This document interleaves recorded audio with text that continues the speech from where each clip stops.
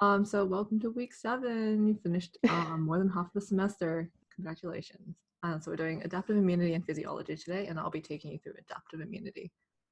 Okay, well, it was kind of really hard for me last year because I was like a non-bio student, but hopefully we'll like break it down so it's like it makes a little bit more sense for you today.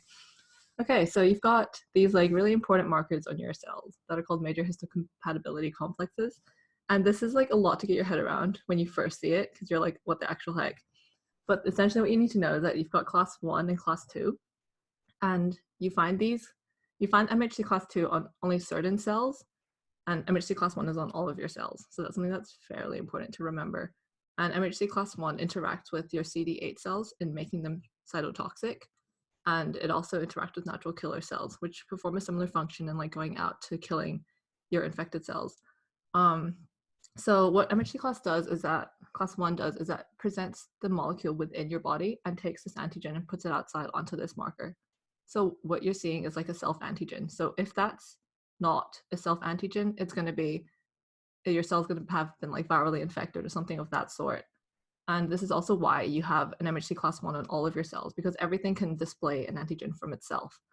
Okay, MHC class 2, so these are only displayed on certain cells. So antigen presenting cells, I hope that you've heard the phrase before, but these basically include things like macrophages, dendritic cells, B and T cells. So these are the only ones that have this extra MHC class 2 marker on their bodies as well. And these are the ones that communicate with T cell receptors on CD4 cells. So we see another difference here between the two. So MHC1 interacts with CD8, whereas MHC class 2 interacts with CD4. MHC class 2 takes material from the external environment. So it sees something that's like funky. So it just grabs onto it, takes it in, and then displays it on the class 2 marker. So these are a little bit more common in things like bacterial infections because that's where the pathogen is. It's outside of the cell and it hasn't affected the cell itself. So yeah, that's like a brief overview of like the two classes. So they can both take these antigens and put them in like the cleft, which is just like the divot where the thing goes. And that this like is ultimately what the T cell will interact with and what will like activate the T cell. So something just to note is that these markers are like individual and they're specific to each person. So they're all kind of a little bit different. Okay. So dendritic cells. Also, if you have any like questions, just send them in the chat and we'll see if we can like answer them. Okay, dendritic cells are seen as like the bridge between adaptive and innate immunity. So we went through innate immunity last week in terms of like grabbing hold on to pathogens and like phagocytosing them. So these cells start off as like innate, so they can do the same functions as what we mentioned before with the innate immunity system. But the thing is they can process these antigens and take them to the place where the adaptive cells live and show them these antigens to really like activate them. So the method of action is kind of shown here. I'll run through it pretty quickly. Yeah, another thing to note that was that I did mention that these are APCs, and so this has MHC class 2 and MHC class 1 markers on the surface. So yeah, so step 1 basically is like the bit which is part of the innate immune system, and then step 2, it takes these antigens and puts it on a class 2 molecule, and step 3, because it's been activated, this is like the kind of the bridging bit of between adaptive and innate.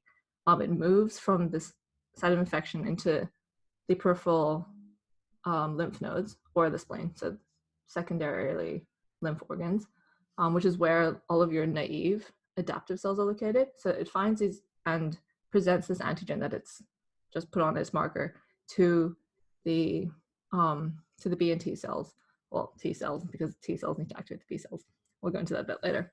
But so it finds these T cells and is able to use this antigen to activate the adaptive immune response. So then you see that the innate system has caused a reaction with a dendritic cell, and it's led to the activation of the adaptive system. Okay, so I've like marked up like a little overview kind of thing for you here. We kind of also explain that a little bit more in the concept video that we posted up yesterday at noon-ish. So if you want to have a more of a look, you can go to that video. This essentially just shows all the relationships between like the cells in the body and like what activates what. It can definitely get a bit confusing and complex because I think the lecturers leave out some of the information, so you're kind of like, what does that do, and like why does that happen?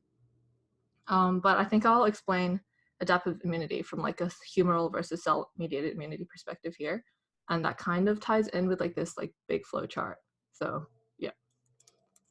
Okay, cell-mediated immunity. So this is the immune response that doesn't involve antibodies. And I was super shook when I heard about this because I was like, what kind of immunity doesn't have antibodies? I thought that was all immunity was. Okay, but yeah. So cell-mediated immunity is usually activated. So I kind of like to work backwards. So I think about cell-mediated immunity. If it's not antibodies, it's going to be cytotoxic CD8 cells, because that's pretty much the only other class of like thing that actually does something in the body other than the antibodies. Okay, so for CD8 cells to become cytotoxic, you need MHC class 1 markers to have like peptides on them. And that's like the thing that we talked about earlier. MHC class 1 presents this CD8. But for this to really be activated, it also needs help from this T helper cell. And I like high-key learned this super recently, lol, but you probably should know it. So CD4 cells are activated by MHC class 2 markers, and because dendritic cells have both, it can do both of these in one go, and you can see that in the diagram here. So once the CD4 cell is activated, it produces cytokines, and it also just helps activate the CD8 cell. So the CD8 cell needs to be activated by both the MHC class 1 and T helper cell, which is activated by MHC class 2. It's a bit of like a thing to get your head around, but it sort of does make sense. And so once the CD8 cell has been activated, it becomes a proper like CD8 cytotoxic T cell, and it can go around the body. So it can move out of that lymph node and go to like the site of infection and find cells presenting the same peptide signature as the thing that activated it. And we'll come back to this like co-stimulation thing in a bit. So the bottom of the slide. Okay, humoral immunity. So this is the one that you like classically associate with like immunity, like, you know, antibodies, all of that shebang. So dendritic cells, same process as before. So it engulfs the pathogen and presents on its MHC class 2. And again, this is only able to do this because it is an antigen presenting cell. So the dendritic cell then finds a CD4 cell, which is similar to what happened before as well, and it activates it to become a T helper cell. So the B cell is doing its own thing as well. So it has to find the pathogen as well, and it has to grab onto these antigens and display it on its class 2 marker. And B cell is also an antigen presenting cell, which is why it can do this. So once it's found the pathogen, it needs help from the T helper cell to really fully activate as well. So then your activated CD4 cell, which has become a T helper cell, comes and attaches to your B cell, which has also found the pathogen, and you can kind of see it. The pathogen is also attached to the B cell here. So you've got two of these interactions working together that helps the B cell to become fully activated. So then it undergoes expansion and it multiplies. And it can multiply into one of two things. So the first thing is your plasma B cell, and these are the ones that actually like secrete the antibodies, and you can get B memory cells as well. So these are the things that like stay in the body, and you end up responding to infections a lot faster in the future if you have the same pathogen coming to get you. Okay, so I'm just going to go back really quick to co-stimulation. So we see that there's interaction between this peptide MHC class molecule and the co-receptor of the T helper cell. So all T helper cells actually need two signals to be activated. So you've got this like interaction that we've talked about so many times before, but you also need another protein to be there. And there's like a lot of different proteins that can act to co-stimulate the reaction. Okay, so I think the lecture slides do list like a couple like particular examples. Like you can remember them if you want, but I also think they're like a lot, so I don't know if it's really worth doing. We're also going to talk about like inhibitory signals, and I think those are maybe a little bit more worth remembering because there's a couple that are like, they're like examples for them, so it's a little bit, it like makes a little bit more sense. Okay. Do we have a question? Okay. So memory cells, because they have that memory. Okay, so hang on. I'm just gonna explain what. Yeah. Okay. Okay, that is a really good question though. So antibodies are like the receptor of the B cell itself, and they're like specific to the antibody. So they've got like So because they've been activated, they're the ones that match up exactly with the antigen. So even though they don't secrete antibodies, they've got the right receptor for the antigen. And I think because you've got a ton of these, so usually in the body, maybe you'd have like one cell that perfectly matches up the antigen, which is why it's really hard for you to figure out, which is why it takes time for the body to like find the one that does match the antigen and to make multiple copies of this. Whereas with a plasma cell, you've already got multiple copies of the receptor that matches the antigen exactly. So you're able to like respond to the infection faster. And I think that I'm not exactly how sure the mechanism of like how this works, but I think the basic idea is just that because you have this cell that matches the antigen exactly, you can, and you have multiple copies rather than just like one, maybe random one in the body somewhere, you're able to initiate this like expansion a lot faster. And I think from the plasma cell, you can end up generating, not plasma cell, you can, from the memory cell, you can end up generating plasma cells, which then can excrete their receptor, which is the antibody, and that can further go on for like further action. Hope that like sort of makes sense. Okay, oh, close the chat, lol. Okay, all good. All right, antibodies. So they like perform a range of functions, and we haven't really like gone in depth on this slide. I think it's like I remember kind of just rote learning it. It's probably not like the best way to do it, but you know, it do be like that sometimes. So yeah, as you can see on the slide, there's like a range of function. It can neutralize the microbe itself. It can, so opsonization was something that I like didn't understand for so long, just because it was like a long word and like biology. But it basically just like binds to the thing around it and it just like surrounds it so it can't do things. And that like, yeah, it does make sense, lol. And because it's done that and it's got all these markers around it, phagocytes are attracted to like this big like mass, and they phagocytose the thing that's like not supposed to be in the body. And you can also, I think it can just attract different molecules in the body, like immune cells in the body, to like go towards the side of infection, and it just like enhances the immune response. I think antibodies also have a role in activating the complement system, so that was talked about in the innate stuff with Phasa last week, I believe. So just have a flick through those slides to figure out what exactly complement does, because it does a lot of really funky things, and honestly, who even knows what complement is? Okay, all right, so some like antibodies that you should probably take note of. So these are like the 5 different types, and like some of this can definitely be kind of hard to remember because you're seeing it for like the first time or like whatever it is.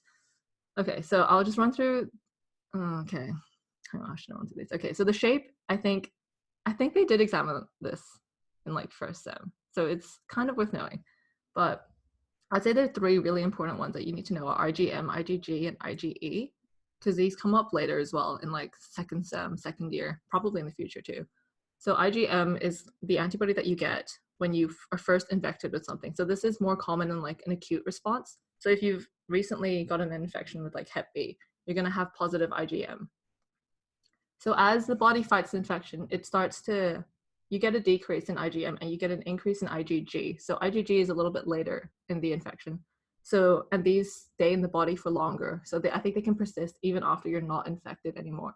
So if you're having like a more chronic case of Hep B, for example, you might have positive IgG and not that much IgM because you're further along in that infection pathway. I think IgG is also a thing that you can use. You can look at these 2 to determine if someone's had a vaccination, if they've had like a past infection, because if they have low levels of IgG but no IgM at all, that could just imply that they've had an infection in the past or their body has just responded to it before. Also worth knowing is that this is one of the ones, IgG is one of the ones that can be passed to the placenta from the mother to the fetus, and that provides passive immunity. Okay, the other like fairly important one I'd say is IgE. So this is one that's involved in the allergic response, and you can fight like helminths and like other pathogens with IgE. And this one like in particular like degranulates. It's very funky. But you definitely come in contact with this more in the future as well because of the role in the allergic response. And I think it's like fairly important for like asthma and stuff like that. And we've got 2 like IgA and IgD, I don't think are that important, but maybe it's just worth knowing the shapes. So IgA, I think the key word is just mucosal tissue, like gut. I think that's what I associate with IgA. And IgD is the one that forms a B cell surface receptor and like like high key, nobody knows what it does because every textbook is like unknown function. So there's that. IgD, who knows? Okay. But okay, so antigen receptors. So I like briefly mentioned this when I was talking about the memory cells, but every cell in your body is different because of the receptor, and that's like the diversity and like how many different receptors that we have is why we can respond to so many different infections without having prior exposure to them before. Like you'll eventually figure out a way, well, hopefully, to defeat the pathogen or like the whatever's causing the infection. So you've got B cell receptors and T cell receptors. The B cell receptors are the ones that are like secreted when the B cell is activated. So that's like the antibody. This was also examined in terms of, this is bringing back so many memories to the first time exam. But yeah, so receptors can bind to things as they appear. So they don't require presentation from like an APC that's got the antigen. It's like, here, take the antigen. They can just like grab the antigen themselves from like the external environment, which is pretty cool. Okay, so on to like how they actually are different between the cells. So your variable region is like the little bit at the top, and they're coded by different segments in the genome. So you've got, okay, V, D, and J stand for something. I can't remember off the top of my head right now, but I think they do usually simplify it to like the first letter. So you've got these like different segments, and if you remember terms and combinations from like math, I don't know if you guys do that in like high school or whatever. I'm gonna hope you do. But you've got all these different sections that each of which can have a different value. So if you have like 5 different kinds of V, 5 different kinds of D, and 5 different kinds of J, and you only want one of each to like stack together to make a receptor, you're gonna have 5 times 5 times 5 combinations of different like things that you can put together to get unique combinations. And that's basically just like an idea that you get from like terms and combinations. So the heavy chain has 3 segments, whereas the light chain only has 2 segments. So yeah, of course you'd have less variability in the light chain, just because there's one less building block. I think that there are actual numbers for each, like how many variations you can get in each section. Good question. Thank you. Yes. Yeah, clearly that was a low yield because I don't remember it. But yeah, you can remember it if you want. But there are actual numbers for like how many of V, how many of D, and how many of J there are for each. And I think it was a question in the lecture slide, but I don't think it came up in the exam. So the more you know. Okay, cytokine influence on T cell outcomes. Oh yeah, big rip for Bernie. Big sad. Okay, so we talked about cytokines earlier in like innate immunity, but basically what's present in the environment can influence what your CD4 cell becomes ultimately. So like I remember being like super shook because I was like, T helper cells, that's it, right? And they were like, no, get wrecked. There's like more differentiation. I was like, okay, but it does make sense when you think about it. So the cytokines present in this environment are dependent on like what infection you have. And that's like this whole complex reaction with the body. If it like sees this thing, it's like, all right, time to produce this cytokine. But I don't think you really need to know the exact details for that. But the gist of it is that if you've got IFN gamma, so interferon gamma and interleukin 12 in the environment, you're likely to produce, your CD4 cell is like, oh, I see all these things, I'm going to become a T helper 1 cell. And so this is more commonly done if you have like a viral infection, and it helps you with a range of functions. And I've listed them here: macrophage activation, complement binding, opsonization. And T helper cell 2, T helper 2, okay, words. Yeah, but if you've got interleukin 4 and 5 in the environment, then the T cell goes, okay, time to become a T helper 2 cell. And so this is usually a bit more common in like things like helminths and allergens, and it can do a bunch of different things as well. And I think this comes back up in like second year. I think yeah, like I remember coming back to these lectures, I was like, oh, we're learning about this again, but it comes up because of like the allergic response, and I think it's fairly important for understanding like the mechanism of asthma, but that's like not important for you now. Yeah, okay, so phases of the immune response. So this is kind of just like tying together what we've already talked about. So you do have these 5 phases, and it was like in one of the learning objectives, like we based our slides off the learning objectives, and one of them explicitly says like, know the 5 phases of the immune response. So here they are. They're pretty self-explanatory, I'd say. Like, you know, recognize the pathogen, activate because you've recognized the pathogen and you've like interacted with the pathogen. And then effector is just the APC going to the like peripheral lymph node and going, hello, time to do some stuff about the pathogen. And you've got the humoral cell mediated, so you can do the cytotoxic CD8, or you can do like the B cells. And so I think that what we haven't really talked about is like the decline in memory. So after it's like kind of carried out its functions, it's like, okay, that's pretty much it, Chafe, time to die. I mean, you're gonna have like a couple that remain for like memory in the future, but most of them, you know, apoptosis and die off. And yeah, you've got the memory cells for the 5th point. Okay, so turning off the immune response. Okay, so this is kind of to do with co-stimulation. So you've got these molecules that are interacting along with like the MHC marker peptide thing. And once your immune response has like kicked in, you start to get inhibitory signals once that happens, just so that your body can start to like recognize that the infection is being fought off. You can break down these like immune cells. So the net effect is that the T cell response is turned off. And okay, so this table, I remember like agonizing over it because I was so confusion, but okay, it's kind of low-key, just rote memory. So the CD4 molecule has a receptor. So they've got either CTLA4 or PD1. I think the more important one is the PD1 because they kind of talk about it in terms of like tumor cells. But the ligand presented on APC are like the ones that are listed here. So once the APC ligand is like interacts with the CD4 molecular receptor, so if these two things happen to match up, then the cell is like, okay, time to turn off. And so you've got tumor cells which are able to express like PD1, L1, PDL1 ligands on the APC. And because it's able to do that, it turns off the T cell. And that's really bad for the body because you originally would have gone in to fight this like tumor cell, but now the cell's like, all right, I'm going to turn off. So then the tumor cell just does whatever it wants because the T cell's like not looking out for it. Okay, that's pretty much it, I think, for adaptive immune system. But here's a little question if you want to chuck it into the chat or just pipe up.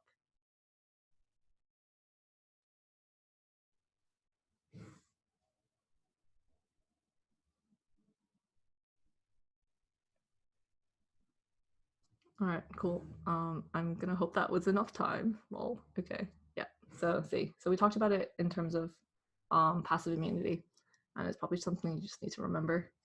Okay, so onto the lymphatic system. Let me just see, I'm going for time. Okay, going all right for time. Okay, so I think we had a couple of curious cat questions about how the lymphatic system ties in with immunology, and it's super fair because lymphatics like doesn't make sense at all until you start anatomy and you see like, and I guess like physiology and some too as well. But yeah, I think I might go a little bit more in depth to help you understand like what it actually is, because it's like the way they explain it in terms of immunity, it just doesn't make any sense. It's just big confusion. Okay, I think the way we learned this was off like a Lightboard video. I'm not super sure if you guys have done that, but here it is anyways. LMAO. Okay, so it's really important for immunity. It's like this like big system which carries fluid around the body, which isn't blood, because I was really shook, like, wow, there's fluid in the system other than blood. Yes, there is. And so it's just this like random fluid that carries the immune cells around the body and does some other funky stuff. This is a really bad explanation, I'm sorry. Okay, hang on, I'll just start. Okay, so you've got your venous, well, your like you've got your like vascular system, so like the arteries and veins. So as the blood moves to the capillaries, they're a little bit leaky, so you end up with like fluid coming out of the capillaries, which is the fluid that's picked up by the lymph system, and the lymph system travels towards the heart and returns it to the heart right before it enters, returns it to the veins right before it enters the heart. So this fluid ultimately is returned back to the blood. But because it's like there's this like external circulation of fluid that's not the blood, it allows for these immune system cells to just reside there and use that to their advantage and move around the body. Okay, so something that might be worth knowing, this definitely comes up for anatomy, so if you want to just learn it for future knowledge, might as well. But you've got two big ducts in the body. So you've got the left thoracic and thoracic duct, and then right lymphatic duct. And it's pretty self-explanatory to what they drain. Left is just drains more of the body, and the right is just everything on the right, minus the legs, and maybe torso. And I think something that we learned in the Lightboard video, which I'm not super sure you guys are going to get, / if you have gotten it, but it was that lymphatics that are superficial follow veins and deep lymphatics follow arteries. It sort of just makes sense to me. I don't know, like I just associate arteries with being deep, so yeah, well. Okay, so lymphoid organs. These are fairly important to know, I'd say, just because it helps you understand like where things are generated and like where things interact. So primary organs include the thymus and bone marrow, and this is where the immune cells themselves are generated. So your T cells, B cells, they're actually made in these two places. And it's really helpful that thymus starts with a T and bone marrow starts with a B, because that just matches up. Sorry, I've got a chat. Okay. Yes, thank you, Isabel, for adding on to that. Yeah, so they just move around in the lymph system, which is really nice. And yeah, because immune cells do need to move around the body quite a bit. Okay, so secondary organs are where the immune cells interact. So that all that stuff I mentioned before about CD4 cells interacting with CD4 cells becoming T helper cells, and like APC cells interacting with CD4 and CD8 cells, like all of that shebang, that happens in the secondary organs. So that includes like the spleen, peripheral lymph nodes, and I think I don't know if you guys have heard this, but when you have like an infection or you're fighting an infection, you can get like your lymph nodes swelling up, and that's just because your like immune system's like, hell yeah, time to attack everything. Well, not attack everything, but it's proliferating more, and you have increased like lymph fluid just in places. And the lymphatics itself is just the circulation system, as we mentioned, helping these immune cells move around the body. Okay, that's pretty much it for lymphatics as well. Like, I really hope that sort of made sense, just because lymphatics is always kind of hard to explain, and it doesn't necessarily make sense if you haven't covered like the other bits making up lymphatics, because it does come up quite a bit later on as well. Anyways, yeah, have a go at these questions. Just chuck it into the chat. I think this question's from like the first slide of like the innate slides that we did last week. So good luck.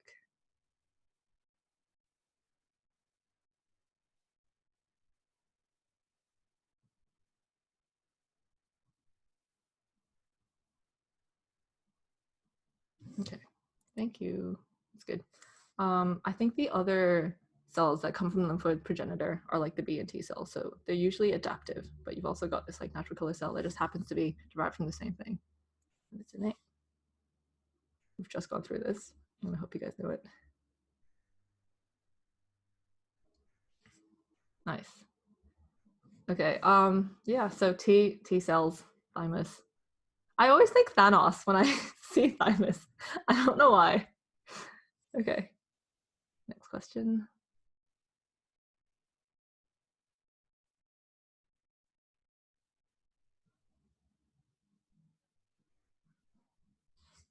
Yep, good. Yep, so this is the one that produces like antibodies. Okay, that's pretty much it from me. Thanks for tuning in. I'm gonna pass this on to, I don't actually know who's presenting next. I'm presenting. Okay, hi. All right, so we'll start here at the central nervous system. So this diagram, really important, because as you've learned, central nervous system is the brain and the spinal cord. But what you might not also know is that there is a sympathetic chain, which I think of as like spinal cord 2.0, that's kind of detached. And as you can see from different levels, we have different kinds of like nerves going out to either sympathetic organs doing sympathetic stuff or parasympathetic. And the important part to note about this is that there are some parts of the body which are only innervated by one or the other. And so from the central nervous system, the main thing to remember is the sensory afferent motor efferent acronym. So as you guys know, basically nerves go out from the skin. Your afferent nerve goes into the spinal cord or into whatever level of the brain. There's an interneuron synapsing here and an efferent nerve going out of here. Is this all easy for you guys? Or should we go over a bit more?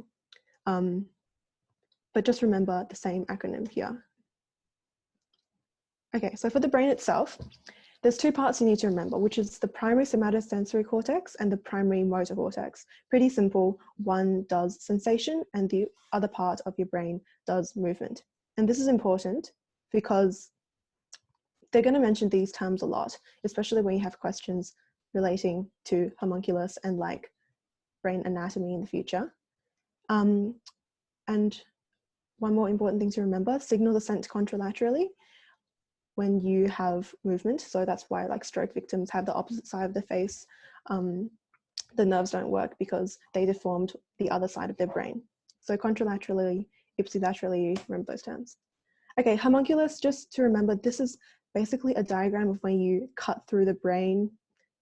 There's different amounts of dexterity and nerves to different points of the body. Pretty simple. All right. You don't need to know this in too much detail, but it's important to remember the basal ganglia and the cerebellum.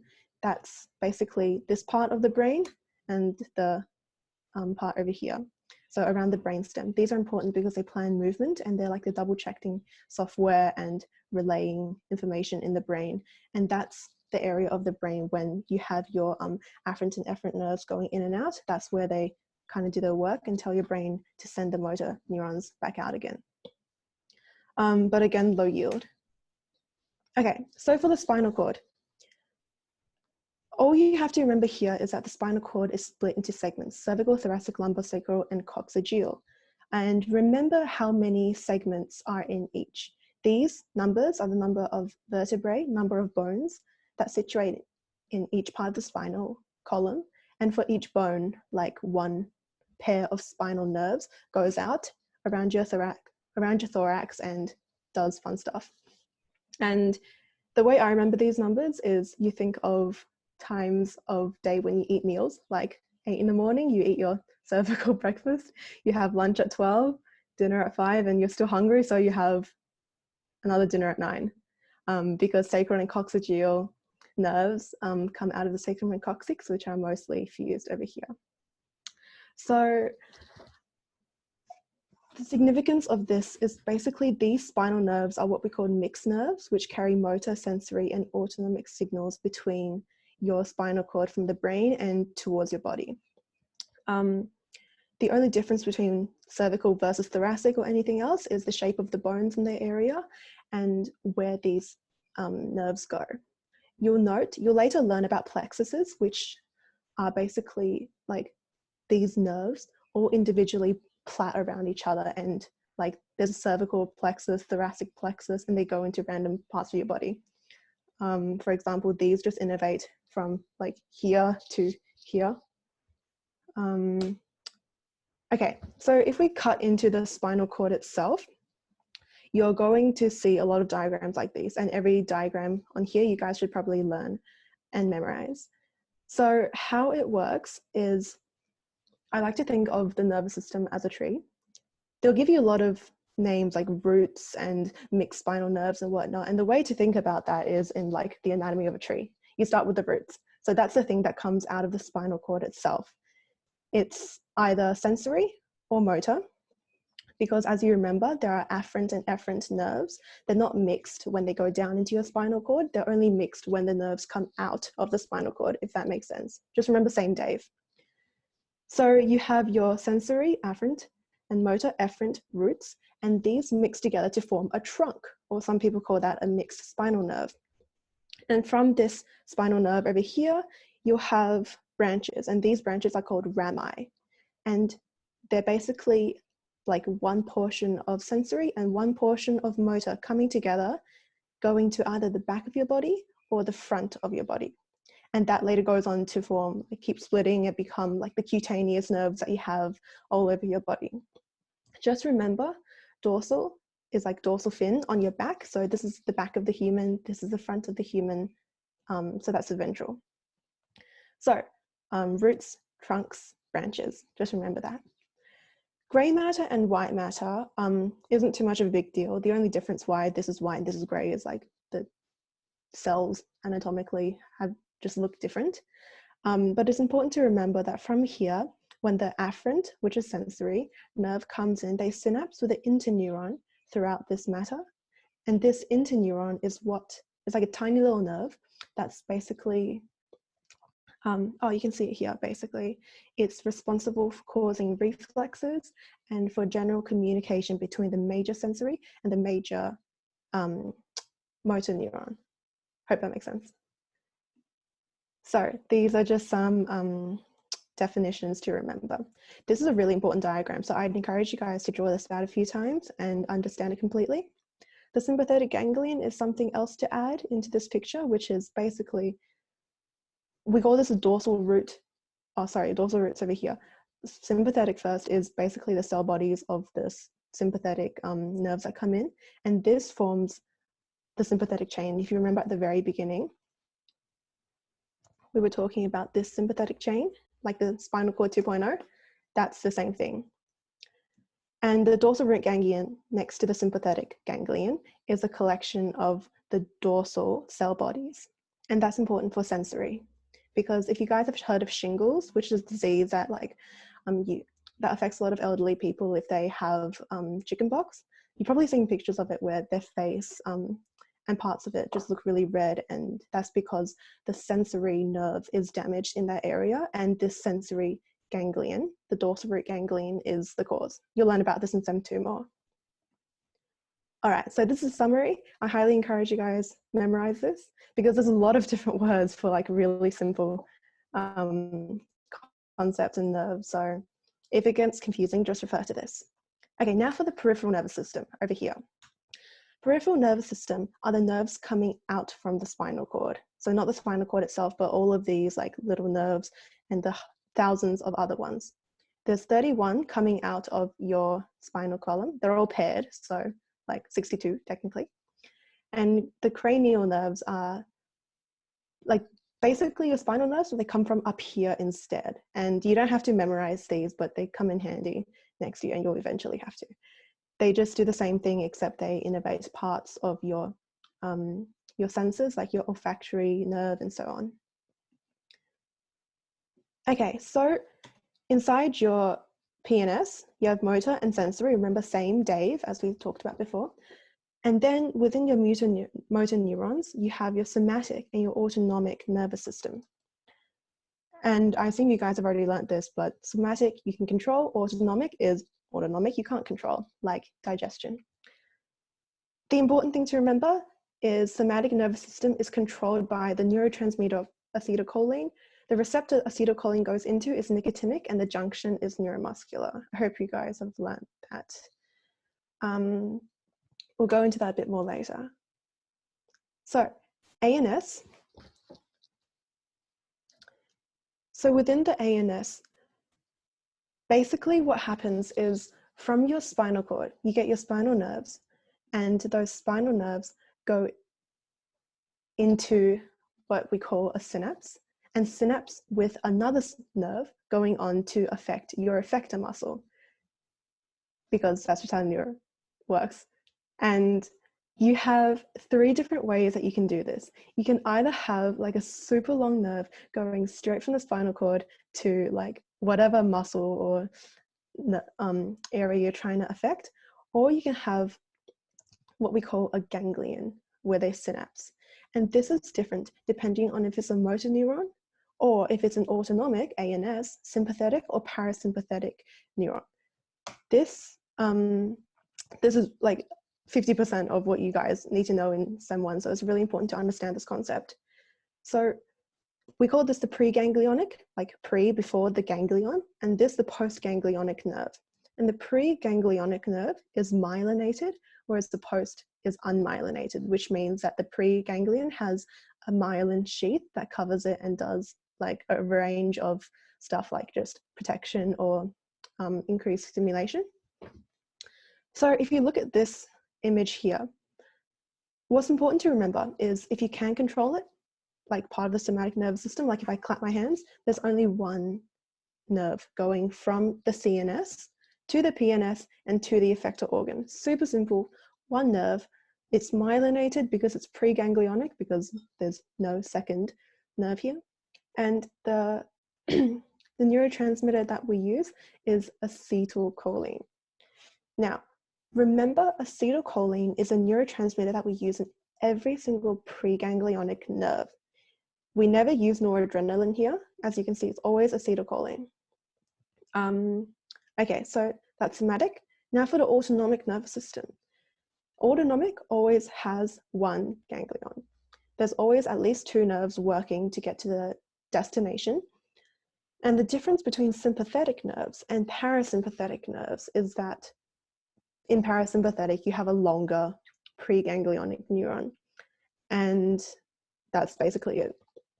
But the important thing to remember in the sympathetic is that you can either have a nerve synapsing with another nerve and then going to its destination, or you can have a preganglionic nerve synapsing at the medulla and then releasing these hormones to go into the blood vessel. And the reason why we have these two just depends on the destination that we want them to go into. And when we have sympathetics, we use norepinephrine, whereas parasympathetics use acetylcholine as the post-ganglionic neurotransmitter. And the way I remember this is sympathetic, flight or fight, as you know, parasympathetic, rest and digest. Norepinephrine is the way that Australians call like noradrenaline. And adrenaline makes your heart beat really quickly. We give it to asthmatics and stuff like that, so it's sympathetic. Whereas parasympathetic, you're resting, digesting, you just use your good old acetylcholine. And that's basically what you guys need to know, but this is like the most important slide out of the whole thing, so remember it. Okay, so a question. What is the neurotransmitter used in PSNS nerves? Pop your responses in the chats.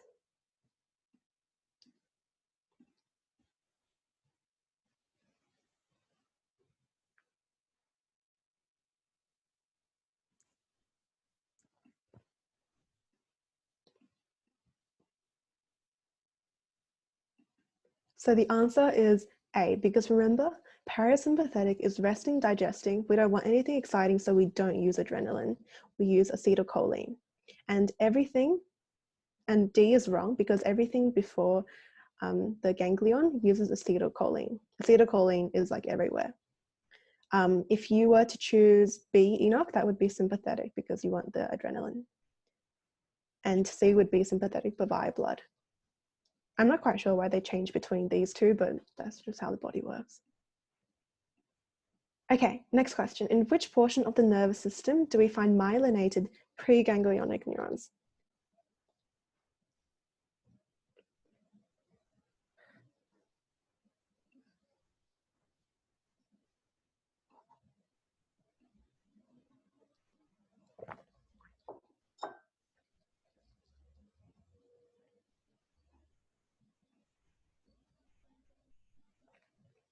The answer is F. Good job.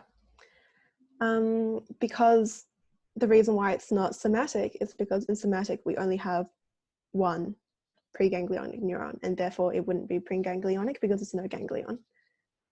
And B and C are part of F. D and E are not. They're irrelevant. Okay, and anticholinesterase would most likely cause which of the following effects on neurotransmitter levels at the synaptic cleft? This was from our exam last year, I think, or more than a year ago.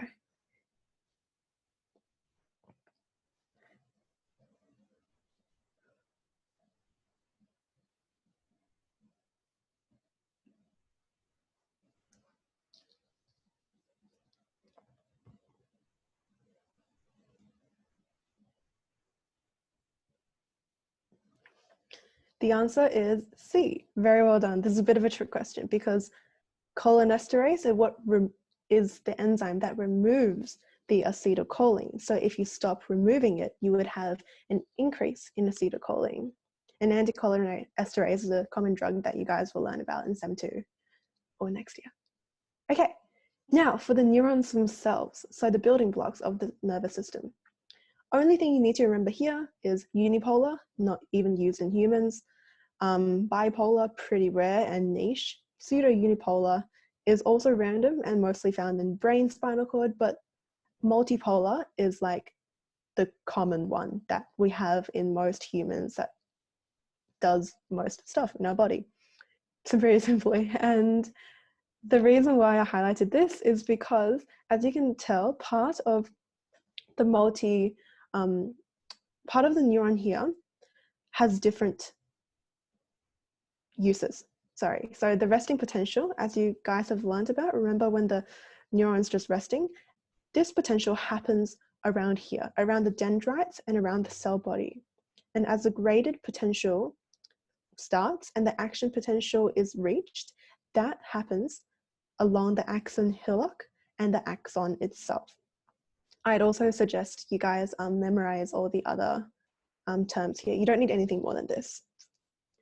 And yeah, myelin sheaths over here increase the conduction velocity to increase the speed of conduction.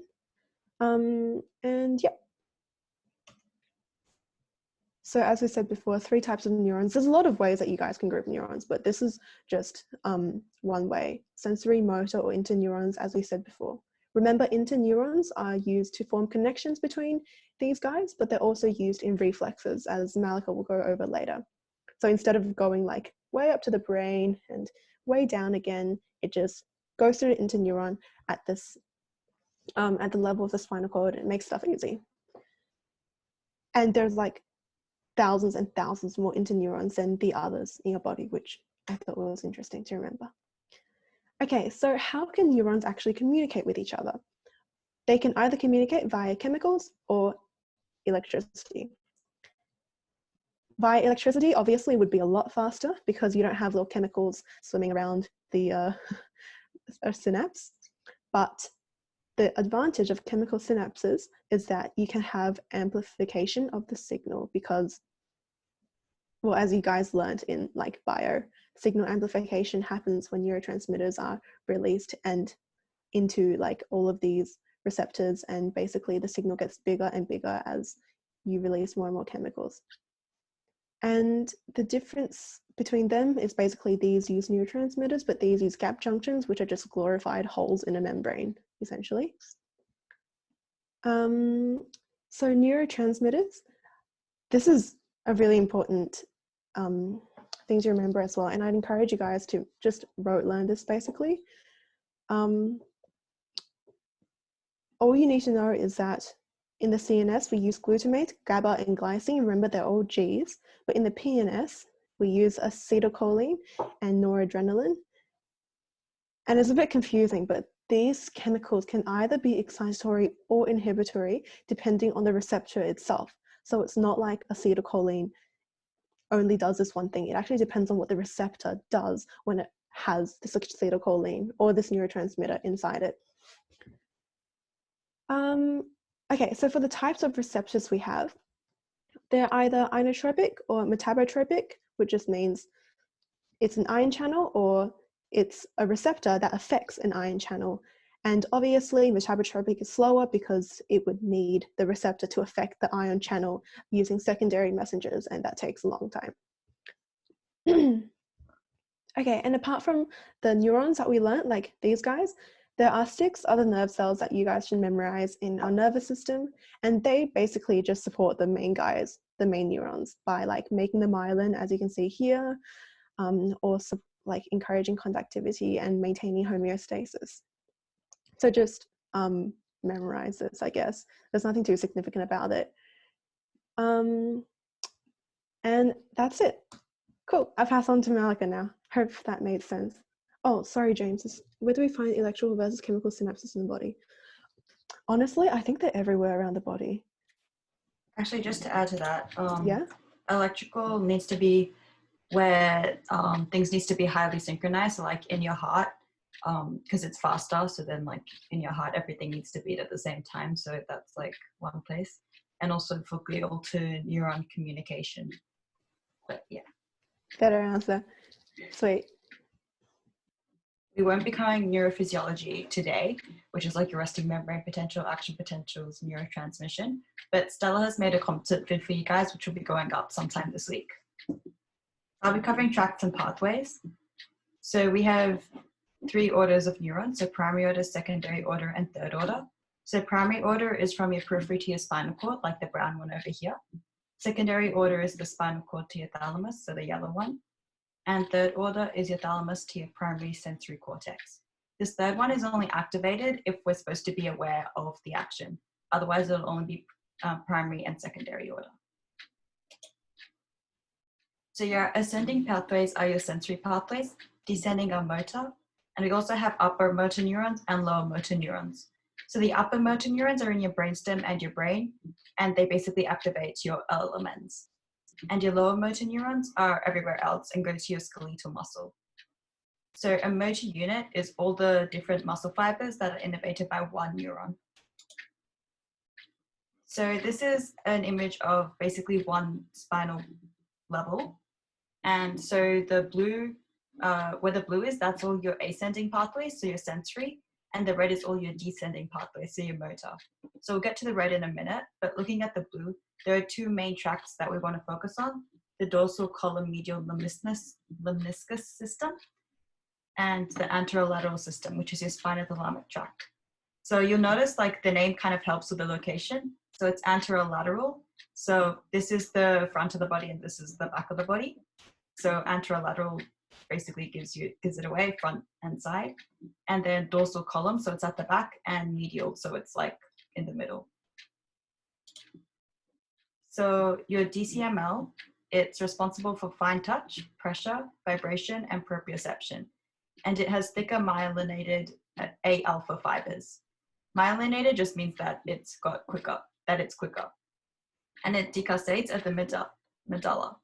Decussates just means it switches over from the left side to the right side or the right side to the left side. And your spinothalamic tract deals with crude touch, pain, pressure, temperature. It's smaller, thinner, and unmyelinated C fibers.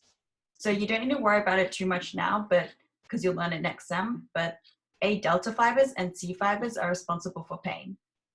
And the spinothalamic tract decussates at the spinal cord level. So if you look at the diagrams on the left over here, this decussates at the medulla, so that happens first, but the spinothalamic tract decussates a lot lower. Okay, so for your descending pathways, there's quite a few. So there's the pyramidal pathway, which involves your corticobulbar, your lateral corticospinal, and your anterior corticospinal tracts. So those are the most important ones that you want to focus on. And then apart from that, you have your medial pathway, which is for your proximal muscles for like balance, your lateral pathway for your distal muscles, like moving your feet, and the extrapyramidal system, which is involuntary actions. So if you look at it here, the pyramidal tracts are in, the pyramidal tracts are in these red triangle area, and it's a triangle, so that's why it's called a pyramid. And your extrapyramidal tracts are all these oval areas. And so in your pyramidal tracts, you have your corticospinal and lateral and anterior.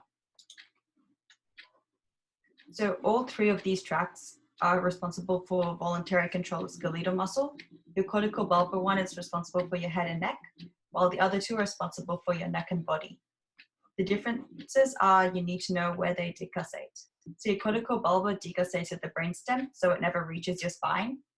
And your lateral corticospinal decussates at the medulla oblongata, and the anterior corticospinal at the spinal cord levels. So if you look at this picture, then it shows their relative positions of decussation. So the corticobulbar is this blue one here, so that comes off first, switches over first. Then your lateral corticospinal switches over next, and your anterior corticospinal switches over last. So this is just a summary kind of diagram. So this top table is really important, so you can read that later. That's basically what I've just said. And the bottom one has just got your medial and lateral pathways, just for interest. So onto reflexes. So reflexes are actions that occur without any input from the brain. So they're triggered by some sort of sensory input, like touching something really hot or stepping on something sharp. So you can have monosynaptic or polysynaptic reflexes. Like in the name, monosynaptic means there's only one synapse, so only two neurons are involved. Polysynaptic means that there are two synapses or more, and so that means you have to have at least one interneuron. So monosynaptic is more simple reflexes like your knee reflex or your jaw reflex. Polysynaptic, for example, you have your crust extensor reflex. So what that reflex is when you step on something sharp. So you step on something sharp with your right leg. What needs to happen is it's a withdrawal reflex. So your flexors in your right leg contract while your extensors relax so that it can withdraw, while in your left leg the opposite happens so you don't lose balance. So in that case, you have lots of interneurons. So that's why it's a polysynaptic reflex. So this is just another diagram to help show. So you have the stimulus, which your receptor picks up, and then it goes along here, along the sensory neuron, and it comes along to this green one's all at the spinal cord level. So if it's polysynaptic, it'll have an interneuron here, otherwise it'll go straight to the motor neuron, and that will cause an effect to happen. This purple pathway shows it like reaching our consciousness, so reaching our brain, so that we're aware of what's happening. But as you'll notice, there's more neurons, so that means it takes longer to happen. So the motor action happens before you actually register what is happening. And so for reflex latency, it's basically the delay between perceiving between the stimulus and the response. So this just includes all the time it takes for the information to be passed along the sensory neuron, any interneurons, and the motor neuron. So just a couple of questions then. This was a question from one of your quizzes, and the question was actually wrong. So in this, there's actually 2 correct answers and 2 wrong answers. So I'll just give you a couple minutes and just write in the chat which answers are correct.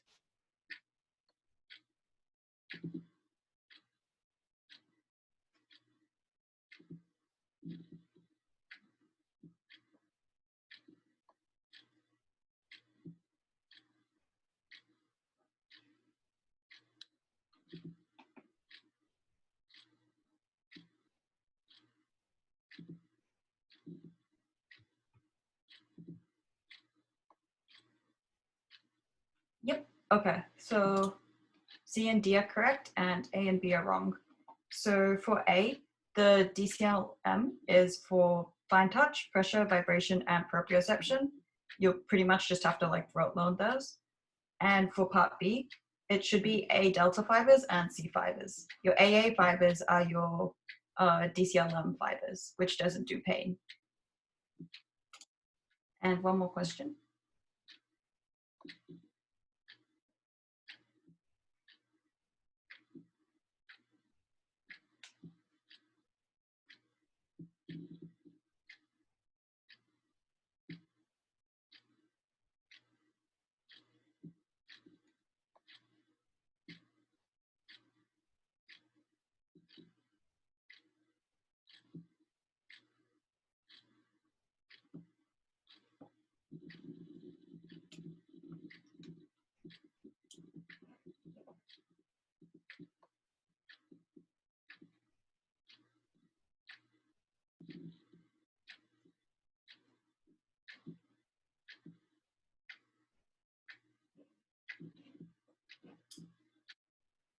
Okay, so this one is, yep, it's C. So the others are all correct, but the spinothalamic tract also includes pressure and pain, and C is wrong because it decussates at the brainstem.